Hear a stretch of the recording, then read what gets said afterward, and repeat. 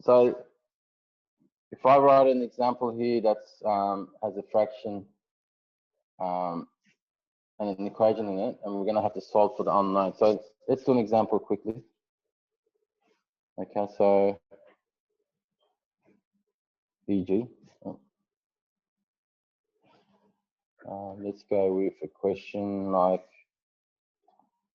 a divided by 5 minus 3 equals 2. All right, so when we have a fraction that has a division and a addition or subtraction, the first thing we have to do in this is if the division is only connected or it's only part of the variable, so in this case, this division is only part of the variable a that we have here, the first thing we have to do in this situation is get rid of the addition or subtraction in this equation. All right. So the way we get rid of this -3 from this equation is we have to move -3 to the other side of the equation. So our aim here is to have the variables. So in this case, the variable is going to be a, and then the numbers on this side. Okay, that's going to be our aim.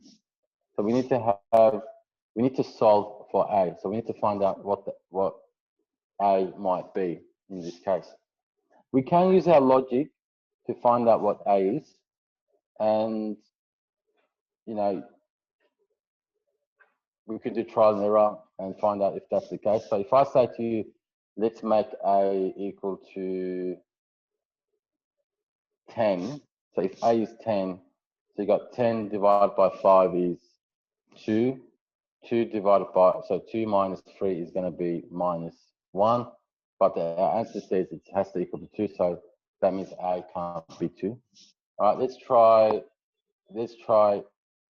a as 25. If you make a equals to 25, 25 divided by 5 is 5, minus 3 is 2.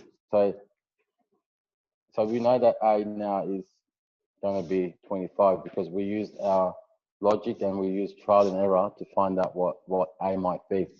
But obviously, sometimes in questions that's gonna take too long to do because you're gonna have to find the number and then do the operation and see if you get the same answer.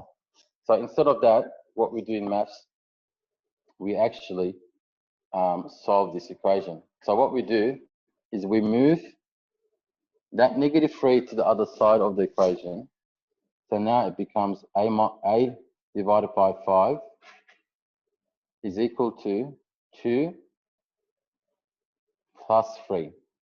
So when we move in the -3 to the other side, we have to change the sign of that number. Okay, in this case, it's going to be 2 plus 3. All right, so that's equal to a over 5 is equal to 5. And when we have a variable that's divided by 5, the opposite of division, it's going to be multiplication. Good. So that means we have to multiply both sides by 5 so we can get rid of that 5 that's underneath the a. So that means a is now equal to 5 times 5 is 25. All right, so that's the value for a. We knew it was 25 because we've done a trial and error and we found out that was 25. So in this case, you can see that our answer is correct. Let's do another quick question. Let's go with 2 minus x over 4 is equal to 5. Okay. In this case, guys, we have 4 that's been divided by the whole term. Okay, or the whole expression. So in this case, we can't move the 2 to the other side because there's a 4 that's attached to it. So we have to get rid of that division of 4. And why do we get that? We have to do opposite of division. And that's going to be? Sorry? Yep, multiply by 4. And that 4 will cancel that 4 at the bottom. So you'll have 2 minus 3x is equal to 20. All right. And then we have to have the numbers and variables on one side, as we said. So negative 3x stays. Then you got 20 minus 2. Negative 3x is equal to positive 18. Divided by negative 3.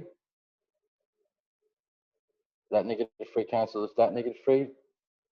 And then you have negative 6 as an answer. Okay.